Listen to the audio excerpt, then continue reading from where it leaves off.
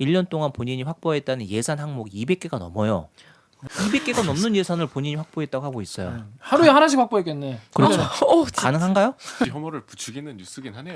그런 지적도 있었다면서요. 그러니까 이 보도 자체가 이 보도와 이런 리포트가 하시는 게 국회의원이 다 쓰레기 같잖아.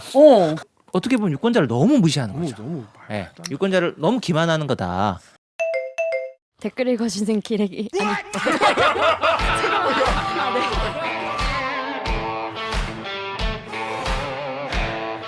아 무슨 댓글 힘든데 읽어주는 이렇게 기자들 찔렀네. 기레기 아닙니다. 지금 여러분은 본격 KBS 소통 방송 댓글 읽어주는 기자들을 듣고 계십니다. 뉴스 리포트로 봐도 빡치지만 자세히 알고 보면 더 빡치는 기사, 알고 보면 더 빡치는 기사 알빡기입니다. 그 이번 총선 이제 다음 주 이제 뭐 이거 나갈 정도면 바로 며칠 안 남았을 텐데요. 오늘 다룰 내용은 이제 국회의원들이 본인의 그러니까 내가 이런 일을 했다 이런 식으로 보고를 하는 게 있어요. 그걸 의정 보고서라고 하는데 요거 믿어도 되냐? 이거 뭐 여기 내가 얼마 땡겨왔다, 내가 어떤 거 유치했다 이런데 이거 다 믿어도 되냐? 이거 좀 뻥 아닌가요? 이런 궁금증에서 취재를 시작한 한 기자의 일러 바침에 대한 이야기입니다. 국회의원 의정 보고서를 꼼꼼하게 취재한 국회의원 의정 활동 보고서를 꼼꼼하게 취재한 송명훈 기자 모였습니다. 안녕하세요. 네, 안녕하세요. 송명훈입니다. 네, 자 자기 소개 부탁드립니다. 내가 누구다? 꼭 이렇게 하실 필요 없어요. 네네. 네, 안녕하세요. KBS 탐사보도부에 있는 송명훈 기자라고 합니다. 특별히 뭐 내세울 게 없습니다. 아유 네. 우리 네. 송명훈 선배는 인천 상륙 작전 얘기 네, 아직 그런 거는 좀. 그런 걸 좀 해야죠. 그런 걸 좀 대신해 주시죠. 대신 얘기해 주시죠. 본인이 말하기 민망해하시죠. 아니, 우리 저번에 나왔던 서영민 기자와 같이 네. 인천 상륙 작전을 다루라는 부당한 리포트 지시를 거부해서 고초를 겪으신 아주 대쪽 같고 강단 있는 뭐 인천에 상륙하지 못하고 지금 여기서 이러고 재미는 있습니다. 없네요. 네. 저희는 이제 대쪽 같지 않은 것보다 재미없는 게 더 너무 큰 죄이기 때문에 죄송합니다. 네. 이렇게 그 송명훈 기자가 이번에 취재한 거는요. 국회의원들의 의정 활동 보고서가 제대로 된 건지 이게 왜냐면 우리가 이제 총선이니까 어떤 의원들 뽑아야 할지 또 고민을 많이 하실 텐데 의정 활동 보고서 우리가 얼마나 믿을 수 있는지 또 공보물 같은 것도 어떻게 봐야 할지 이런 거에 좀 도움이 되지 않을까 싶어서 준비했습니다. 그러니까 의원들이 내가 국가로부터 그러니까 지역에 네네. 자기 이제 지역구가 있겠죠. 지역구에 내가 우리 지역구를 위해서 네. 돈을 나라 돈을 이만큼 내가 땡겨왔다. 네. 여러분 나 잘하지 않았습니까? 이렇게 자랑을 했는데 네. 알고 보니까 그게 좀 부풀려져 있거나 네. 땡겨 오고도 사실은 거의 쓰지도 않고 그냥 다시 반납하거나 네. 이런 경우가 많아서 사실은 지역에 큰 도움이 되지 않았는데 자랑만 하고 있다 이런 얘기인가요? 네, 맞습니다. 그렇습니다. 이게 이제 의원들이 지역에 따왔던 예산 종류가 되게 많은데 네. 여기 이제 이거는 이제 9시 리포트 갈무리니까요. 네. 9시 리포트에서 이제 뽑아서 했던 거는 그 중에서도 흔히 얘기하는 신규 예산 혹은 뭐 증액 예산 이렇게 강조하는 것들이 있어요. 네. 의원들이 그 부분에 되게 자부심을 갖거든요. 뭐냐면은 국가의 예산서에는 없는 거를 내가 내 능력으로 집어넣었다. 그래서 신규 예산이군요. 그렇죠. 새로 그래서 나오는 신규 예산. 자, 예산이라고 다 같은 예산이 아닙니다. 이렇게 네. 자랑을 하는 거예요. 네. 뭐 다른 분들 뭐 우리 지역에 얼마 했다 하는데 야, 그거 뭐 다 하는 겁니다. 그러니까 신규 나 아니면 예산. 나 그렇죠. 아니면 땡겨올 수 없었는데 예. 내가 신규를 해왔으니까 더 자랑거리라는 거네요. 그게 이제 이게 전제가 뭐냐면 원래 이제 예산의 편성권이라는 거는 행정부에만 있어요. 정부만 예산을 편성할 수 있어요. 원래는 예. 그렇죠. 원래가 아니라 현재 그렇습니다. 헌법에 국가 예산 얼마 법에 이렇게. 그렇게 돼 있습니다. 그래서 국회는 예산을 심사할 수 있는 권한만 있어요. 그죠. 쉽게 얘기하면 예산을 깎을 수는 있지만 예산을 늘리거나 특히 세목을 새로 만들어서 새로운 사업을 끼워 넣는 것, 일종의 신규 예산을 만드는 거는 절대로 국회의원은 할 수가 없어요. 그거는 행정부가 동의를 해줘야 돼요. 국가 예산이 어떻게 편성이 되냐면 그 정부가 예산안을 막 만들어요. 뭐 처음에 이제 각 부처별로 준비를 하고 그쵸. 그것들을 뭐 지방자치단체들도 자기가 필요한 예산을 요청을 하고 해서 기본적으로 부처별로 예산이 한번 편성이 되고 그거를 기획조정부가 한번 쫙 조정을 해요. 조정을 한 다음에 국가 예산안을 확정을 해서 9월 1일 날 국회에다가 보냅니다. 정부 예산안을 다음 회계연도에 정부 예산을 보내면 그게 정부의 예산안이 되는 거예요. 그 예산안에는 수가지 세목이 있을 거 아니에요. 그렇겠죠. 무슨 도로 사업, 무슨 뭐 교육 사업, 업기 그렇죠. 사업, 뭐 이런 게 수없이 국방 많은 뭐. 세목들이 있는데 그 세목을 만들 수 있는 거는 행정부만 할 수 있는 거예요. 짤 수 있는 네, 이걸. 그걸 할 수 있는 거는 그 예산 금액도 행정부만 적어 놓을 수 있는 거죠. 그거를 증액을 하거나 새로운 사업을 새로 끼워 넣으려면 그거는 행정부가 동의를 해야 돼요. 조금 더 나가면 소소위라는 게 있는데 사실상 비공개 회의를 하는 거예요. 회의록에도 남지 않아요. 그런 데서 의원들이 쓱 밀어넣는 예산을 우리가 흔히 쪽지 예산이라고 하는 겁니다. 그러니까 쪽지 예산에 대해서 더 자부심이 있는 거예요. 국회의원들이 자기 민원성이나 아니면 지역의 어떤 사업들을 아직 준비가 안 된 건데 내가 조금 지역에서 자랑하고 싶은 것들 이런 것들을 쓱 집어넣는 거예요. 아주 100% 쪽지 예산 어떤 거냐면 예산을 심의하는 과정이라는 게 기본적으로 정부의 예산안이 올라오면 그거를 상임위가 예비 심사를 합니다. 상임위가 예비 그렇겠죠. 심사를 한 다음에 예결특위로 넘어가요. 그래서 상임위 예비 심사라는 거는 전체 상임위 회의가 있고 상임위 소위원 회의가 있어요. 그건 어쨌든 공식적인 회의이기 때문에 의사록에 남아요. 회의록에 남아서 기록이 남아요. 하다못해 그거를 증액 신규 예산으로 하나를 새로운 거를 세목을 새로 신설했다 하더라도 최소한 토론의 근거는 남아요. 그렇다는 건 어쨌든 그 예산에 대해서 국회가 최소한 국회의원이 그거를 제안했다 하더라도 그 예산에 대해서 어쨌든 토론과 검토를 어느 정도는 최소한 거쳤다는 거거든요. 그리고 나중에 네. 그게 기록이 남으니까 네, 책임 소재도 물을 수도 그나마 있겠네. 기록이라도 남는 것들이 있는데 아예 기록이 안 남는 것들이 있어요. 방금 말씀하신 정현욱 기자가 말씀하신 예결특위 마지막 과정에서 소소위에서 들어가는 예산.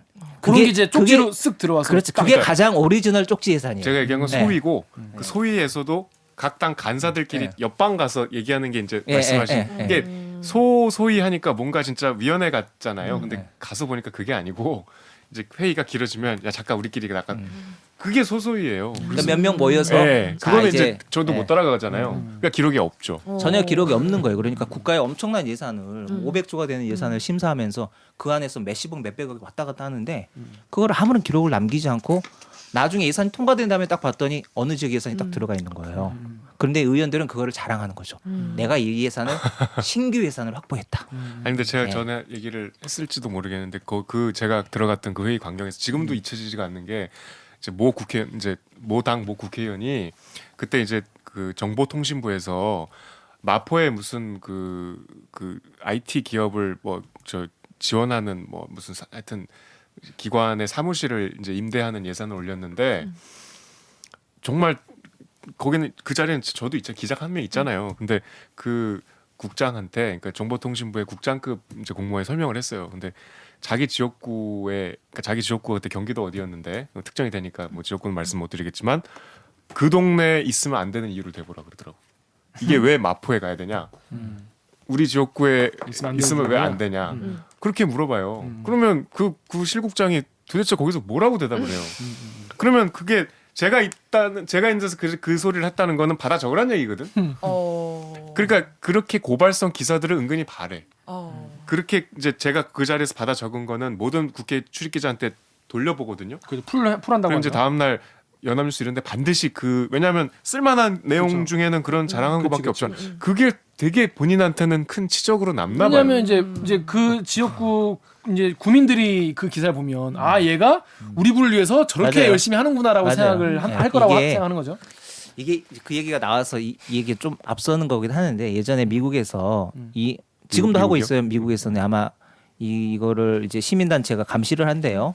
연방정부 예산을 막 지역으로 이렇게 자기 지역으로 막 가져오는 사람들을 네. 되게 부도덕하게 본다는 거예요. 그래서 부족하게 본다고. 네, 시민단체에서 그 부분들을 이렇게 기록을 해서 피그북이라고 네? 돼지책, 뭐 픽북. 픽북, 돼지책. 뭐 이게 표제는 그래요. 약간 그런 식으로 조롱하는 식으로 이렇게 아 조롱. 조롱하는 식으로 이런 리스트를 이제 공개를 하는 거예요. 지금도 하고 있고요. 하고 있는데 한 10여 년 전쯤에 우리나라에서도 그런 운동을 한번 경실련에서 좀 주도를 해서 했었나 봐요. 시민단체 쪽에서. 그랬는데 그렇게 해서 지역에 그렇게 쪽지 예산이랄지 아니면 우리 지역만을 챙긴다고 해서 되게 이기주의적으로 예산을 챙겨간 것들에 대해서 고발을 했는데 순위를 매겨서 고발을 했더니 지역에서 그 리스트를 가지고 오히려 자랑을 하고 본인의 치적으로도 홍보를 하더라는 거예요. 그래서 이거 안 되겠다 해서 그 운동이 사라졌다는 거예요. 우리나라에서는. 이게 아이러니한 겁니다. 이게 네. 참 지역 구민들 입장에서는 그래 네가 그렇게 가져왔으니까 우리 지역 진정한 우리 지역 일꾼이구나라고 생각을 이걸 근데 막 이걸 가지고 뭐 시민의식이 뭐 떨어진다라고 봐도 되는 거예요. 그러니까 그 예결위원을 정말 막 가려고 치열하게 경쟁한 이유가 그런 어필을 할 수 있는 아주 효과적인 통로잖아요. 그러니까 뭐 예결위원도 나눠 먹잖아요. 네, 한 번씩 4년에 한 번씩은 가게 하자. 그렇게 해서 서로 돌아가는 거고. 이게 지금 바로 총선 국면이잖아요. 지금 네네. 하필. 네. 그래서 이런 댓글이 있어요. KBS 유튜브에 행주도 박사. 행주를 가지고 도박한다는 분인지 행주도에 계시는 박사라는 분인지 모르겠는데 하여튼 이분이 뭐였냐면 아니, 걸레가 아니고 행주도 박사 그런 그쵸. 뜻 아니? 예. 아 걸레가 아니라 행주마저 박사다. 행주도 박사님 그 답변 좀 달아주시기 바랍니다. 선거 바로 전에 이런 방송 내보낸다니 KBS 문제다라고 하셨는데. 송명훈 기자 문제네. 네, 약간 이게 선거에 개입하려는 의도 아니냐, KBS가 뭐 여러 가지 그런 의도가 아니냐 이런 댓글이 많이 있었어요. 이거 왜 이 시기에 이 보도를 하게 되신 거죠? 국회의원이 본인이 의정 활동한 부분에 대해서 평가받는 건 너무 당연한 거 아닌가요? 예. 국민들이 알아야 될 권리가 있는 것이고요. 예. 뭐 저희가 어떤 뭐 특정한 어떤 의도를 가지고 한 게 아니고 국회의원들이 과연 본인이 국민들에게 특히 유권자들에게 했던 말들이 진실성이 있는 것이냐 이걸 저희가 한번 따져본 건데 그건 뭐 어떻게 보면 언론이 해야 될 당연한 의무겠죠. 그리고 이 리포트 보면은 여당 하나 야당 하나 뭐 균형이 있네요. 리포트뿐이 아니라 방송 보면은 여당 야당 엄청 많이 나와요. 엄청 많이 나와. 오히려 답답할 정도로 기계적 균형을 준수하시더라고요. 근데 이 보니까 제목은 누가 지은 건가? 의원님의 도울골. 이거 누가 제일 빨리 말해줘. 이거 뭐 브레인스토밍의 결과이긴 한데 브레인스토밍 했다고요? 사실 이런 식의 제목이 뭐 몇 개 없어요 후보작들이. 누가 지은 겁니까? 결국? 본인도 기여를 하셨나요? 저는 기여를 못했습니다. 전 개인적으로 교묘하게 빠져나가시네요. 제목이 네. 되게 별로라고 생각하는데 어떻게 생각하십니까? 동의합니다. 그렇죠. 왜냐하면 네. 보니까 혹시 2009년에 의원님의 돌골 네. 보셨어요? 2009년에도 의원님의 자, 돌골이라는 2020년은 어떻게 하시겠습니까? 아니 좀 제목이 너무 섹시하지가 않다. 좀 이런 생각 들었어요. 저는 이제 사실 앞에 제가 맡은 꼼수 의정 보고서에만 사실 매몰돼 있다 보니까 두 편이 어떻게 묶이는지 이런 부분에 대해서 크게 고민을 못했고 큰 전체 타이틀 어떻게 가는지도 사실 고민을 못하고 그리고 있다가 글씨체는 꼭 그렇게 만드는 거야. 글씨체 난 진짜 정말 너무 보기 싫더라. 나 반대. 근데 그거는 약간 개치 아닙니까? 백송 비체도 아니고 너무 옛날. 그거 엄청 고민해가지고 여러 번 수정을 거쳐서 저희가 그러지 마요. 한 거예요. 알겠습니다. 좀 봐주세요. 요거를 내가 의정 보고서를 살펴봐야겠다. 이렇게 네. 결심을 하고 취재를 하게 되신 그 이유가 여기에 집중하게 되는 이유가 뭐예요? 다른 활동도 많이 있을 텐데. 사실 현역 국회의원들이 지역구 유권자들을 만날 때 가장 먼저 강조하는 게 있어요. 일성이에요. 일성. 제가 얼마 받아왔습니다. 제가 예산 얼마 따왔습니다. 국회의원들이 유권자들을 만나서 본인의 경쟁력을 과시하기 위해서 가장 강조하는 일성으로 강조하는 게 바로 본인이 얼마나 우리 지역을 위해서 예산을 따왔는지를 홍보하는 거예요. 그러면 선거 국면에서도 아마 많은 현역 국회의원들은 그 부분을 강조하실 거예요. 지금 이 순간에도 네. 강조하고 계시겠네요. 그렇죠. 다들 모든 지역에서 제가 4년 동안 의정 활동하면서 얼마나 지역에 기여했는지 아십니까? 당연히 강조할 거 아닙니까? 그렇죠. 재선을 하시려면 그 중에서 가장 강조하시는 게 예산이에요. 결국에는 저 돈 얼마 받아왔습니다. 저 국비 얼마 받아왔습니다. 그래서 그러면 의원들이 그렇게까지 강조하시는 특히 의정 보고서를 보면 거의 천편일률적으로 이 돈 자랑이에요 다. 그러면 그거의 진실성은 어느 정도인가? 취재를 하시면서 야 이 케이스는 진짜 좀 심했다.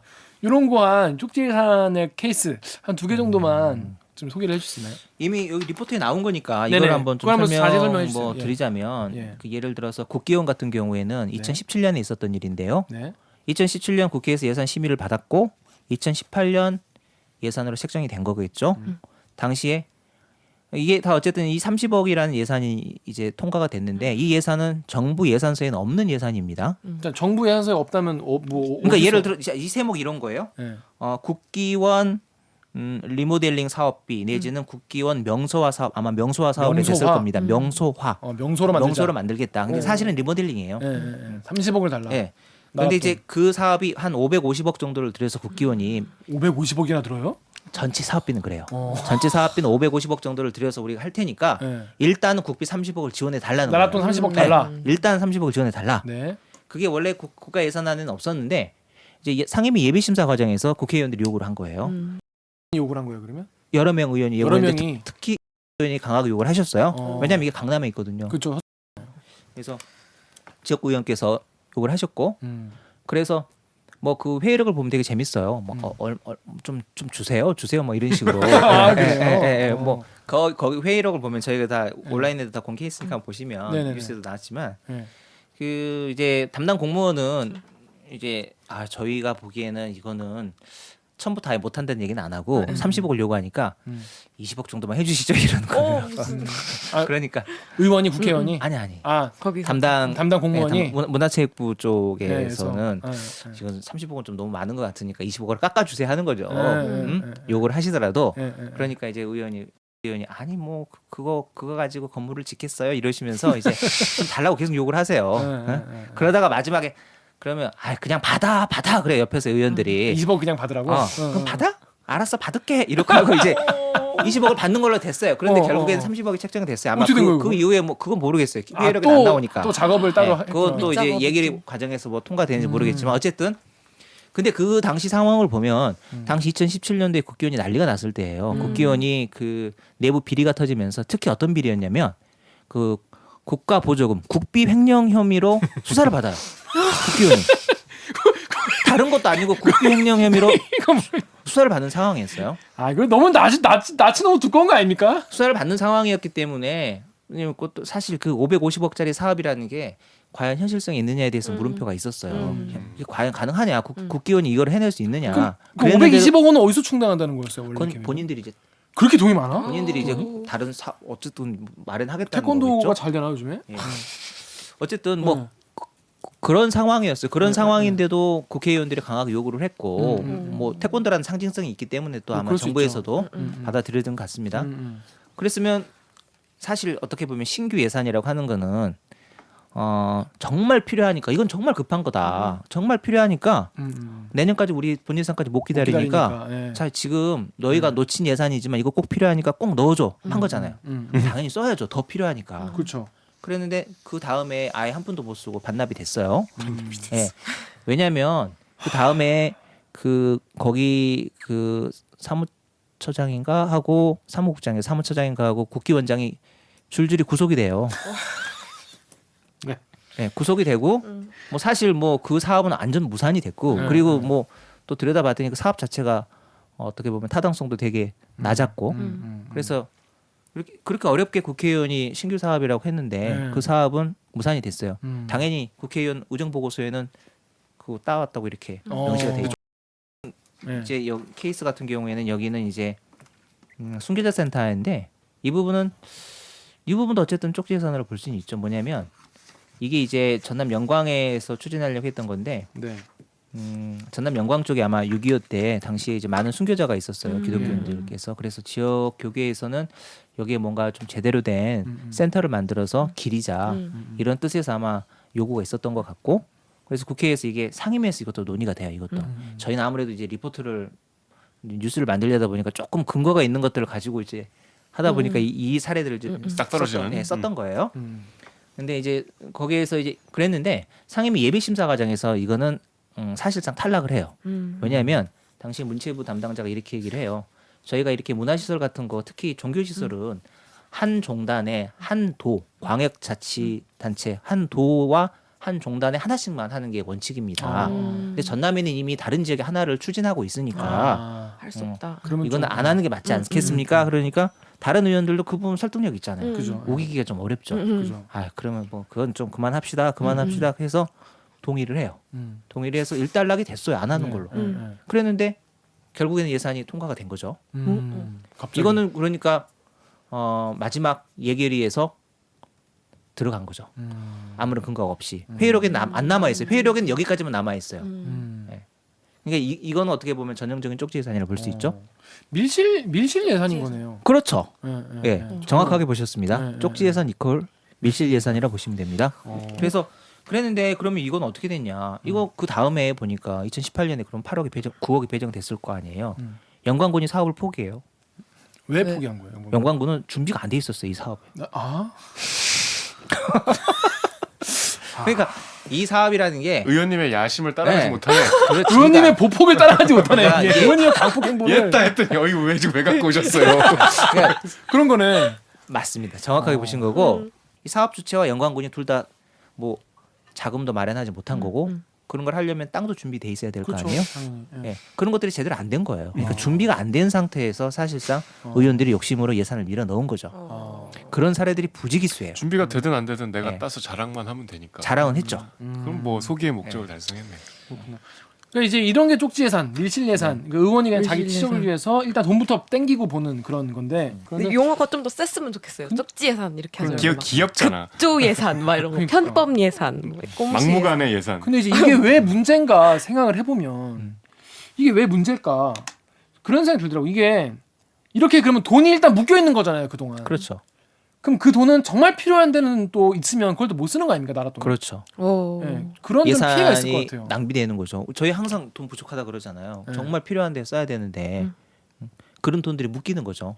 그러니까 뭐 응급 헬기 같은 거 뭐 드려야 되는데 돈 없어서 못 한다. 무슨 뭐 지금 코로나19 같은 이런 상황에서 지금 돈 어디 막 지원해 줘야 되는데 돈 없다 이렇게 하는 게 다 이런 식으로 어디가 이렇게 돈이 다 묶여 있는 그런 눈먼 돈 같이 묶여 있다가 맞아요. 나중에 반납되는 돈이 꽤 되겠네요. 맞아요. 그러면. 많습니다. 어. 이건 작은 사업이니까 그러지만 예를 들어서 도로 사업 같은 경우는 그쵸, 몇백억들이 그쵸, 그냥 그쵸. 묶이기도 하죠. 어. 예. 자 그래서 건수와 액수 얘기가 또 리포트에 나와요. 요것도 기계적 중립을 정말 잘 지키고 있어요. 보면은 예산 확보 건수는 민주당이 많고 금액은 자유한국당이 많아. 그래서 기계적 균형을 절묘하게 맞추고 있다. 예. 근데 이게서 댓글을 보면 이런 얘기가 있어요. 여기 KBS 유튜브 댓글이랑 네이버 댓글 정리롭게 읽고 있어요. KBS 유튜브에 김달형님이 700만 원 따왔다고 말하는 것도 뉴스거리인가? 몇 천억 몇백억 치부하는 사람들이 문제지. KBS 보도 형태가 약간 모호하네요. 요 얘기는 그 전기 그 시설에 대해서 그거 지금 하는 할 얘기가 좀 있어요. 예, 그건 잠깐만요. 그리고 그 다음 댓글도 네이버의 고수 땡땡땡님이 미통당은 건수는 더 적은데 금액은 민주당보다 2배로 많다. 즉 금액 부풀리기를 제일 많이 했다는 방증이다. 네, 일단 첫 번째 이게 아마 그 재래시장의 그 누전 설비 네네네네. 그거죠. 예, 요거 설명해 주세요. 이게 저희가 여러 사례들을 보면서 이제 어떤 사례들을 취재를 할 것인가를 고민을 많이 했어요. 되게 자잘한 예산까지도 다 적는데 그건 뭐냐면 그만큼 많은 예산을 제가 그러니까 의원이 우리 지역을 위해서 동네마다 나의 손길이 다 미쳤다. 나의 꼼꼼한 손길이 다 미쳤다라는 걸 의원들은 그것까지도 다 깨알같이 홍보하고 싶은 거예요. 그게 좀 약간 그런데- 사람들한테 다가오겠네요. 그런데 정말 그랬을까를 한번 생각을 해보면 음. 그러기 어려운 거거든요. 그런 예산들은 사실은 행정 시스템에 의해서 다 검토가 되고 책정이 되는 예산이죠. 원래 하려던 거. 원래 하려던 그러니까 행정력에 의해서 그 지방자치단체가 있고요, 지방의원이 있고 또 지방자치단체와 중앙정부가 있고 그런 거긴 행정을 안 합니까? 그 사람들은 뭐 예산 같은 거 아무것도 편성 안 하고 있어요? 원래 하는 거죠 다. 그렇죠. 응? 그렇죠. 그런 것들까지 다 숟가락을 얹으려고 하는 그런 부분들을 좀 더 보자. 요 내용에 대해 양면을 본 거예요, 잘 양면을. 모르실 수도 있어서 네. 설명드리자면 이게 재래시장의 누전 차단기를 이제 다 설치해 주느라 네. 0.07억 원이 이제 네네. 내가 따왔다 요런 요게 알고 보니까 원래 이제 신청하면 다 이제 해주는 건데 뭐 그거 같은 경우는 이런 거예요. 이제 해명을 또 했더라고요. 예, 해명도 또 좀 소개를 해주시면. 해명은 뭐 사실 인정하신 거죠. 그건 저희가 한 건 아니라는 거를. 예. 그렇습니다. 이게 어떻게 된 거예요 이거는? 그러니까 뭐 이런 거예요. 그러니까 제가 일부러 그런 현장들을 일부러 찾아서 갔고요. 이것까지 과연 국회의원들이 할 수 있느냐? 국회의원 일이 얼마나 많습니까? 오히려 네. 오히려 그게 좀 그렇죠. 의문스러워서 그렇죠. 그런 이것까지 쓸 수가 부분들을 없네 싶어서 할 수가 없는 거죠. 너무 상식적이잖아요. 아니 뭐 몇백만 원짜리 예산을 국회의원이 어떻게 다 챙기고 있어요. 마을마다, 시장마다. 그래서 일부러 한번 찾아서 확인을 한 거고 그런 것들 여러 개 확인했어요. 사실은. 근데 그 상인께서 하시는 말씀은 뭐냐면 그 전에 대구 서문시장에 화재가 크게 났었습니다. 그래서 각 시장들마다 전통 시장들마다 다 이렇게 적극적인 안내문이 온 거예요. 뭐 전기 시설이랄지 뭐 낡은 시설들 뭐 고쳐야 될 거 있으면 빨리빨리 다 신청하라. 신청한 거예요. 신청하니까 그냥 전국적으로 다 해준 거예요. 네. 거의 모든 시장들이. 네. 그거 어떻게 국회의원이 했다고 할 수 있겠어요? 근데 그거는 당사자들이 보면 알만한 거짓말이잖아요. 근데 그거를 당사자들이 뭐 꼼꼼하게 봤다고 하더라도 그걸 항의를 하겠습니까? 뭐. 예를 들면 거짓말도 배포가 있어야 되는구나. 예를 들면 어떤 분들도 있냐면은 그 자기 지역에 있는 학교를 다 적어요.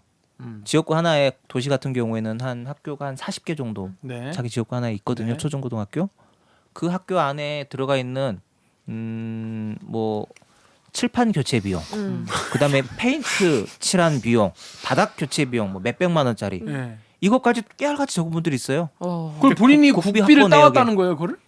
그거는 그렇게- 다 그렇게 지방 적었- 예산으로 할 만한 그러니까. 그것도 항목들이. 국비인데 국가 예산이 들어가는데 국가 예산이 들어간 거는 다 내가 숟가락을 얹었다가 쓰시는 거예요. 그러니까 쉽게 얘기하면 그거는 너무하는 거 아니냐는 거죠. 그러니까 국회의원들이 좋은 역할을 하시는 것들이 있어요. 정말 지역의 수건 사업임에도 불구하고 정치적인 논리랄지 아니면은 너무 재정의 효율적인 논리로만 어떻게 보면 경제성의 논리로만 가지고 예산이 배정이 안 되는 것들도 있을 수 있잖아요. 그렇죠. 그런 부분들을 적극적으로 설득을 하셔서 우리 지역에 낙후된 부분을 좀 치유하고 발전시키기 위해서 노력하시는 건 맞죠. 많은 노력을 하시는데 이제 예산에 대한 예산을 자랑하고 싶은 어떤 욕심과 강박이 만들어낸 약간 저는 웃지 못할 그런 총극이네, 총극. 예, 그런 거라 생각하거든요.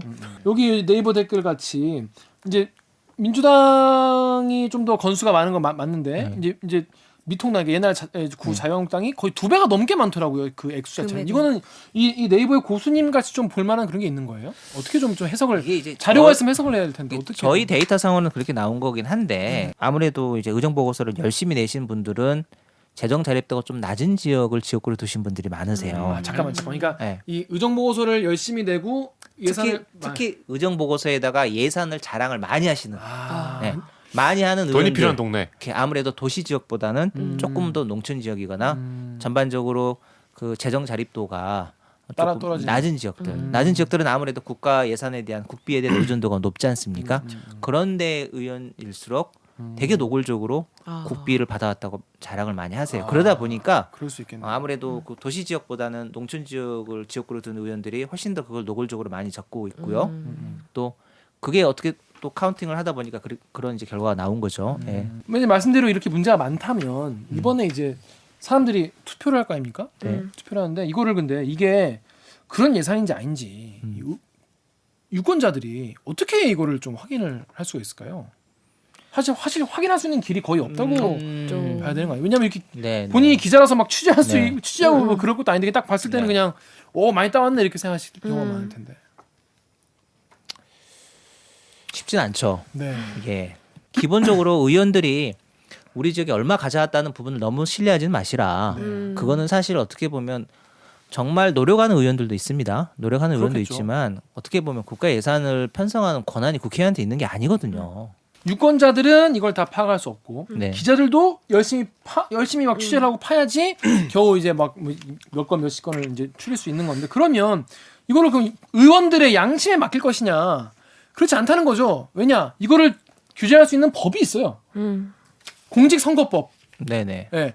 이거 이렇게 쪽지예산 이렇게 쓰고 이런 거 사실 공직선거법 위반 아닙니까? 이렇게 해가지고 의정보고서에 가짜로 쓰는 거는? 네, 일단 공직선거법상의 허위사실 유포죄라는 게 있기 때문에 그 부분에 대해 저촉될 수 있고요. 그러니까 우리가 이제 많이 아는 사례들은 이런 것들 있잖아요. 어떤 후보자가 자기 학력을 잘못 기재했다는 것, 특히 학력 같은 경우 되게 세밀하게 봅니다.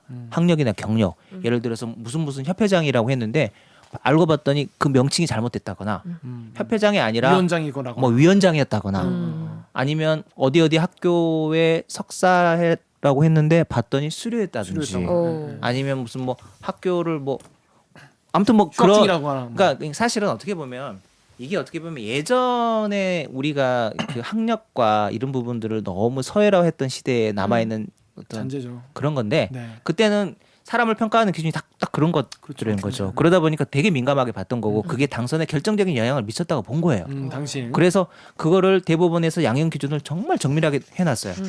그래서 어떻게 보면 좀 억울하게 떨어진 분들도 많아요.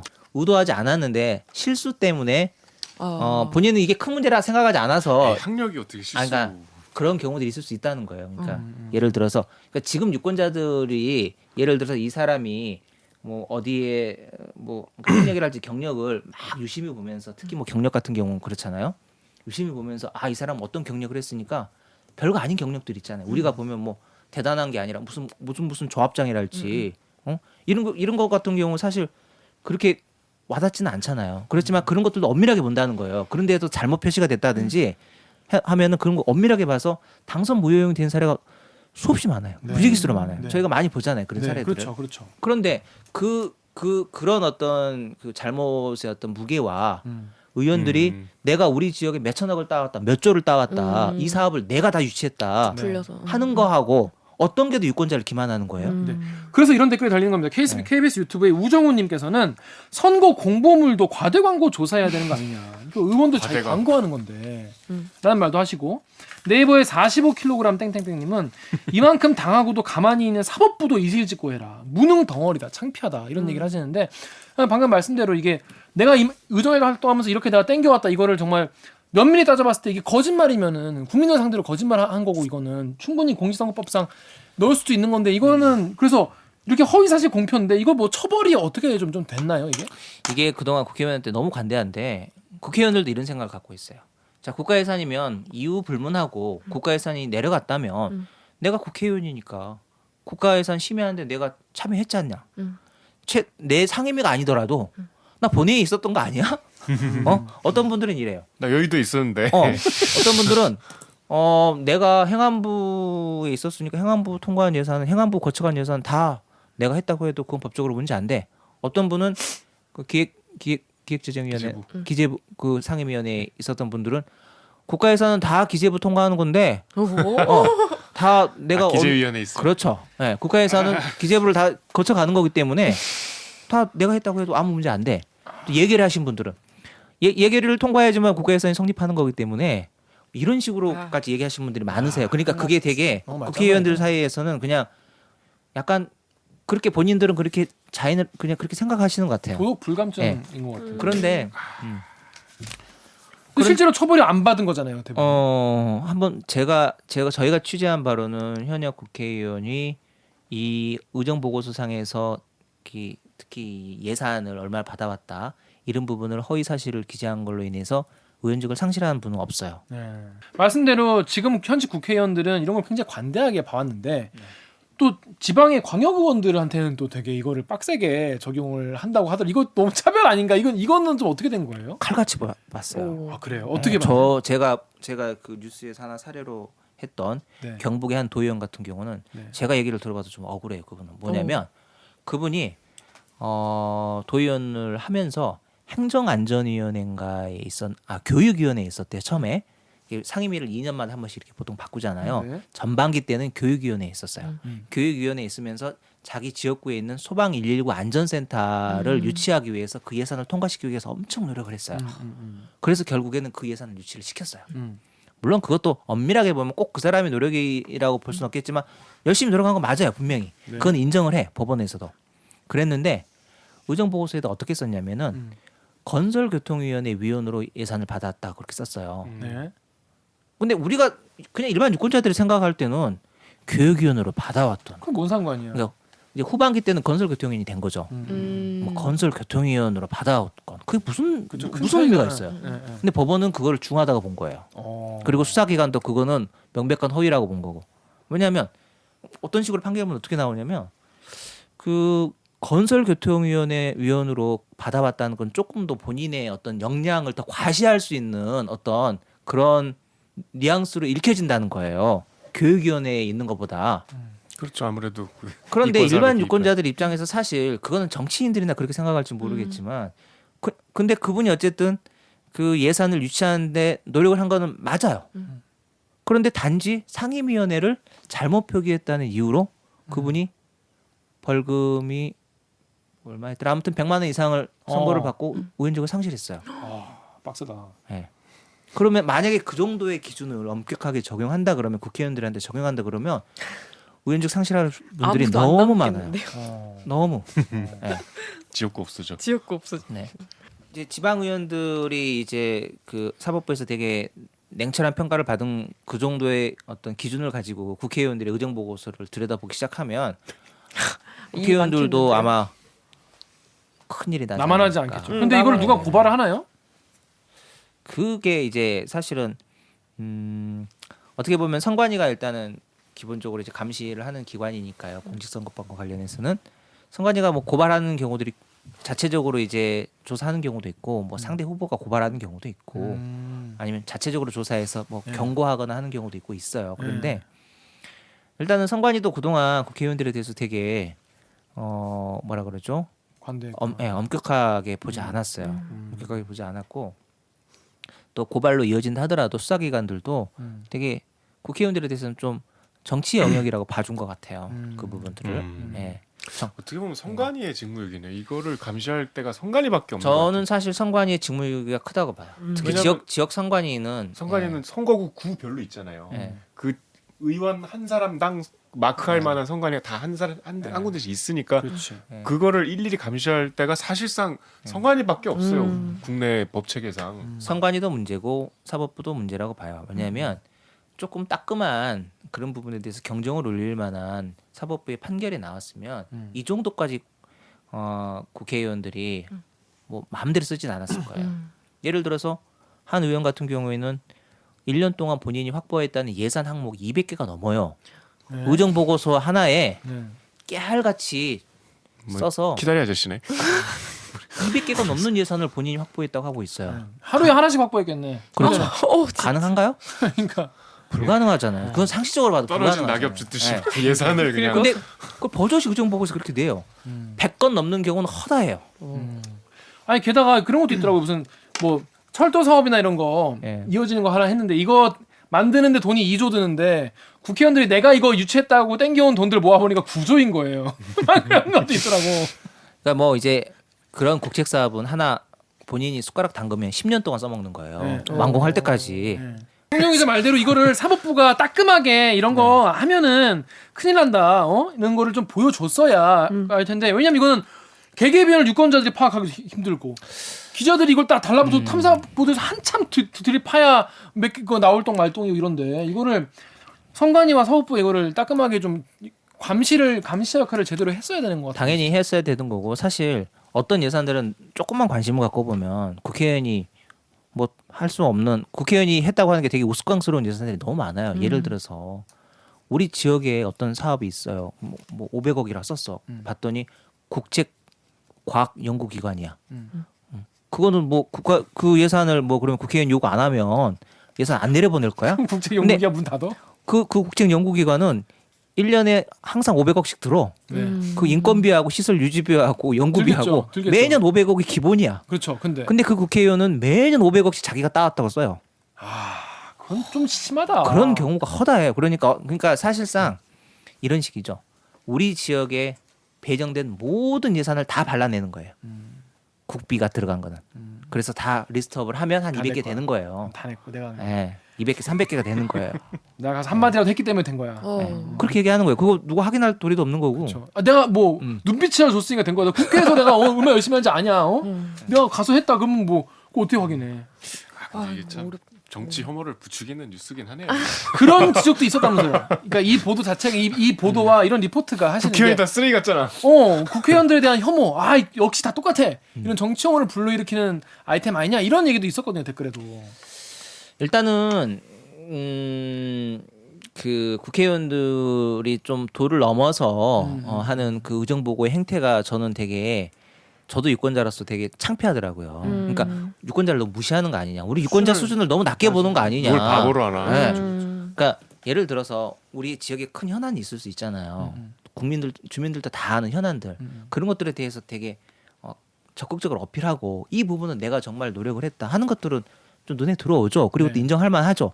하지만 자잘한 예산까지 다 내가 했다고 하는 것들은 아니면 누가 보더라도 가만히 있어도 오는 예산들인데 행정 예산들인데 인건비인데 인건비까지 본인이 뭐 다 받아왔다고 하는 거는 그건 어떻게 보면 유권자를 너무 무시하는 거죠. 너무 네. 유권자를 너무 기만하는 거다. 우리 자기소개서에다가 경력 쓸 때 그냥 양력 쓸 때 막 뭐 있는 거 없는 거 다 때려놓고 무슨 뭐 동아리 회장 뭐 길드장 뭐 공격대장 이런 거 다 쓰는 거 같이 뭐 모를 것 같아 그냥 막 다 쓰는 거 아닙니까 부풀려가지고. 그래서 이게 그냥 정치적 평가의 영역으로 그동안 관대하게 봐주는 게 과연 맞느냐에 대한 문제의식이었고요. 네. 이제는 그러면 안 되는 거 아니냐. 국회의원의 첫 번째 역할이라는 게 뭐 자랑스럽게 제가 예산 따오는 게 국회의원의 첫 번째 역할입니다. 이렇게 얘기한다는 거 유권자들 앞에서 얘기한다는 거는 너무 유권자를 무시하는 거 아니냐. 우리 예. 아니 저는 계속 들으면서 든 생각이 만약에 그런 식으로 인건비 이렇게 써 있으면 따왔구나 할 것 같은 같은 거예요. 막 자세히 보면 이상하다고 말씀을 계속 해주셨잖아요. 내가 자세히 들여다보면. 근데 그냥 보면 오 이렇게 했구나. 자세히 안 봐요. 거기 얼마나 따왔다는데 자세히 볼 것도 없어. 그냥 끝이야. 일단 그게. 의정 보고서가 재미가 없어. 자세히 어. 볼 만한 뭐 그런 그러니까요. 그러니까 이거를 자, 그래서 이런 보도가 되게 의미 있다고 느끼시는 분들이 이런 댓글을 달아주셨습니다. 박은진 작가가 여기 KBS 유튜브 댓글 읽어주세요. KBS의 길현 뭐죠? 백! 기련백님이 이런 방송을 국회의원 임기 다 마치고 하면 뭐하노 6개월에 한 번씩 아니면 1년에 한 번씩 설 명절이 좋겠다 다 모여서 볼진 모르지만 임기 끝마칠 때까지 꾸준히 해줘야지 이런 4년 후 뒷북치는 방송하면 그들이 별 신경 안 쓸 거라 본다. 네, 다음 댓글요. 이상윤님이 한국 언론의 정치 보도가 시사기획 창의 보도처럼 평소에도 법안이나 구체적 행보 중심으로 바뀌었으면 합니다. 요거는 멋있는 말씀이네요. 어떻게 좀 보세요. 이걸 좀 이런 보도를 사실 그러니까 뭐 사실 분기별로 이제 해야 되는 거 아니냐. 제가 생각하기에는 아까 말씀드린 것처럼 사법적으로도 조금 더 기준이 명확해져야 될 필요가 있고 또 하나는 제도적인 측면에서 의정 보고서라는 거를 의무적으로 공개하게 해야 된다. 왜냐하면 이것도 국비가 들어가거든요. 한 국회의원 한 명당 1년에 1,200만 원씩 지원 받아요. 그거 만드는데. 그러니까 그거를 의회 사무처가 됐던 아니면 이미 그런 어떤 국회의원들의 의정이나 정책 자료를 수집하고 공개하는 역할을 하는 국회 도서관이 됐건 거기에다가 국회의원들이 만드는 의정 보고서는 좀 의무적으로 공개하게 만들면 아무래도 훨씬 더 감시의 눈이 있으니까 우리 지역에만 뿌리고 그냥 뭐 감시 안 하는 거니까 약간 이런 게 강하거든요. 뭐 우리 지역 주민들끼리만 보면 되는 거야 이런 느낌. 사실 KBS 기자들이 이걸 볼 거라고 생각도 안 했을 거예요. 그래서 그런 부분들에 대해서 좀 제도적인 좀 보완도 필요할 것 같고 또 하나는 이제 사실 이제 끝나가는 마당에 약간 이제 첨언을 하자면 네. 예, 어떤 것들이 있냐면 이건 좀 다른 결인데 이제 국회의원들이 어떤 예산에 대해서 그 욕심을 갖고 하는 것들을 무조건 또 아까 정치 혐오가 나와서 하는 얘기예요. 무조건 나쁘게만 보진 또 볼만한 것도 아닐 수 있어요. 왜냐하면 국가의 예산을 편성하는 건 사실 요즘엔 주민자치예산이라 해서 주민들이 직접 우리 동네는 이런 사업이 필요합니다. 이런 거보단 이런 예산을 해주세요. 이렇게 해서 지방자치단체 차원에서도 그렇게 주민들의 요구를 받아서 예산을 성립하는 경우가 많잖아요. 네. 그래서 어떻게 보면 사실 예산 편성의 권한을 지금 행정부가 독점을 하고 있죠. 특히 국가가 지방의 사정을 같은 거를 잘 모르면서 그럴 수 지역 있죠. 주민들의 어떤 요구나 그 지역의 특수성을 잘 모르면서 어떻게 보면은 본인들의 논리만 가지고 예산을 재단하는 경우가 많기 그러니까 때문에 중앙의 입장만 그렇죠. 가지고. 중앙의 입장만 가지고 아니면 행정부의 입장, 관의 입장만을 가지고 예산을 편성하고 있는데 그 부분들이 정치가 견제하는 거는 어떻게 보면은 저는 필요한 영역이라고 봐요. 그래서 또 놓친 부분들에 대해서 국회의원들이 적극적으로 나서서 지역 주민들의 뭐 가려운 부분도 긁어주고 필요한 것들도 채워주고 이런 것들이 정치의 역할이죠. 그래서 긍정적인 측면이 있어요. 그래서 뭐 아까 말씀드린 신규 예산이라는 것도 다 뭐 나쁜 게 아니고요. 그 중에는 꼭 필요한 것들도 있고 잘된 있겠죠. 사업들도 많죠. 그래서 있겠죠. 그러니까 국회의원들이 예산을 가지고 적극적으로 노력하고 하는 것들은 나쁘게 볼 건 아니지만 그게 지나치게 본인의 업적을 과시하는 용으로 쓰이게 됐고 그게 오래되다 보니까 이게 다 어떻게 보면 선거 전략적 측면이랑 맞물려 간다는 거죠. 예. 그렇게 이용이 되는 것들은 이제는 근절해야 되지 않느냐 이런 문제의식이에요. 예. 소중한 국민의 이 세금을 여기다 써도 되는지 안 되는지를 국회의원이 그 행정부가 가지고 있는 예산 편성의 독점권을 견제하면서 우리를 대신해서 네, 그렇죠. 감시하고. 네, 재정 민주주의를 실현하라는 의미에서 국회의원들한테 심사권을 준 거잖아요. 머릿속에 이렇게 쪽지 예산 줄 생각만 가득하게 있는데 어떻게 그랬는데 감시가 돼요? 본인이 찔러놓은 예산이 못 썼어. 그 사업이 망했어. 그럼 이게 뭐야 이게? 심사하라고 보내놨더니 망할 만한 사업을 억지로 밀어넣어서 한 푼도 돈을 못 쓰고 국가 예산을 낭비하는 역할을 본인이 했단 말이에요. 그리고 자기가 그걸 지적으로 네. 홍보하고. 그거는 대단히 부도덕한 거다. 그렇죠. 그렇습니다. 이런 거 없을 수 있도록 앞으로 좀 이런 쪽을 좀 제 생각에도 정말 주기적으로 좀 한 번씩 쫙 체크해 볼 필요가 있을 것 같아요. 언론에서 사실 이거 언론이 하는 역할이 감시에 하는 역할인데. 기획재정부는 정부 부처도 마찬가지고요. 이렇게 들어온 쪽지 예산들 특히 못 쓴다는 거 알아요. 아까 말씀드린 것처럼 이런 사업들이란 게 갑자기 들어온다고 되는 게 아니잖아요. 자, 급조된 어떤 사업을 하려면 아까 말씀드린 것처럼 사업 타당성도 검토를 해야 되고 네. 그 재원 조달을 할 수 있는 능력이 되는지도 봐야 되고 그다음에 그 뭔가를 지으려고 한다 그러면 거기에 예정 부지가 과연 뭐 법적으로는 문제가 없는지 뭐 그다음에 그 따질 게 많죠. 보상이나 아니면 뭐 절차가 가능한 건지 이런 것들 다 검토한 다음에 사업성이 오케이가 나야지 예산을 편성하는 거죠. 그런데 그런 과정이 없이 갑자기 들어왔잖아요. 그런데 기재부나 문체부랄지 이런 그 정부 부처가 그걸 모르겠습니까? 전문가들인데 알아요. 이거 예산 편성해줘봤자 이거 못 쓴다는 거 알아요. 네. 근데 안 정치적 거래를 해주는 거예요. 근데 그 네. 현장을 보면 제일 납득이 안 가는 것이 그 정부 부처에서 온 그 이제 차관이나 실국장이 완전히 의리예요. 그러니까 제가 본 장면 중에 이제 밤늦게까지 막 새벽 2-3시까지 하는데 그 차관이 막 설명을 하고 있는데 야당 간사가 뭐 화장실 갔다 나오나? 그래서 이제 자기 차례가 끝나서 인사를 하고 나가려고 그러는데 이제 화장실 갔으니까 인사를 못 받았잖아. 들어오는데 그 다시 앞에 가갖고 차관씩이나 되는 분이 90도로 이렇게 나가겠다고 인사를 하더라고요. 그러니까 그 모든 이유는 정부가 어쨌든 예산안을 올리면 국회에서 최대한 안 깎아줘야 정부 입장에서 고마운 거고 각 부처에서 일을 잘한 거잖아요. 우리 국장이 가갖고 이거 예산을 다 그 털어먹고 왔다. 예산을 올렸는데 한 푼도 못 건지고 왔다 이런 소리 안 들으려고 막 굽신굽신해요. 막 그냥 바깥에서 서 있고 인사 못 받은 사람한테 차관씩이나 되는 분이 그게 좀 어떻게 보면 아까 송 선배 지적하신 대로 국회가 예산을 감시한다기보다는 국회가 예산을 최종 결재하는 어떤 정부는 그거를 최대한 설득해서 최대 액수를 따와야 되고 그러면 이제 저 사람이 원하는 걸 해줘야 내 걸 많이 안 깎을 테니까 그럴 수밖에 없겠죠. 그런 고질적인 문제가 있는 것 같아요. 사실 저는 기사로 본 거보다 오늘 설명을 직접 들으니까 훨씬 더 잘 이해가 되는데 박 작가는 어땠어요?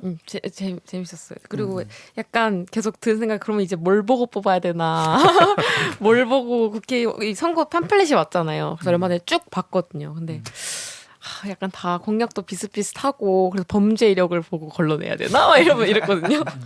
이런 것도 걸러야겠군요. 이런 것도 현역 프리미엄이잖아요. 그렇죠. 그렇죠. 현역이 아니면 이런 없으니까. 거 없는. 준비하지 못하잖아. 네, 할 수 없으니까. 아무튼 오늘 처음으로 이 대들기 출연을 하셨는데 어떠셨습니까, 송명훈 기자는?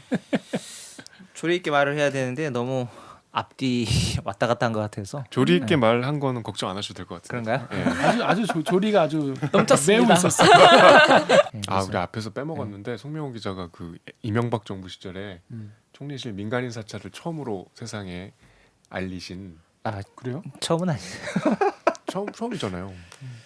장진수 행정주무관을 네. 처음 끌어내서 네. 이런 그러니까 어떻게 보면은 MB 정부의 어떤 그 인권 침해 실태를 세상에 처음 알려서 균열을 냈던 정말 대단한 보도를 특종 보도를 했던 기자죠.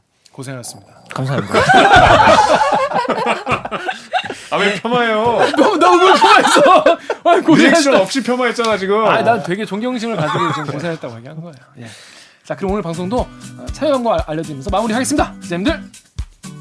방송만 하면 고구마가 쏟아지지만 욕이라도 함께 해드릴게요. 댓글 읽어주는 기자들은 매주 목요일과 금요일 목금 이번 주는 이번 주는 금토일 그러니까 이번 주는 금요일과 토요일에 유튜브, 팟빵, 아이튠즈, 파티, 네이버 오디오 클립, KBS 앱 콩의 팟캐스트를 통해 업로드됩니다. 오늘 저 송명훈 기자처럼 대들기에서 보고 싶은 기자 혹은 다뤄줬으면 하는 기사가 있다고요? 방송 관련 의견은 인스타그램, 유튜브, 팟빵 계정에 댓글로 남겨주세요. 대들기를 나 혼자 하긴 너무 아까우시다고요? 그렇다면 좋아요 버튼을 쑥쑥 자라날 대들기의 소식을 누구보다도 빠르게 받아보고 싶으시다고요? 그렇다면 구독 버튼을 한 번만 꼭 눌러주세요. KBS 뉴스 좋았어. 또 만나요 꼭. 안녕. 고생하셨습니다. 선배 고생하셨습니다. 고생하셨습니다. 아이 뭐 퇴근을 하고 집에 가서 육아를 하고 육아를 마치고 바톤 터치를 하고 오시고 근데 다시. 좀 아깝네.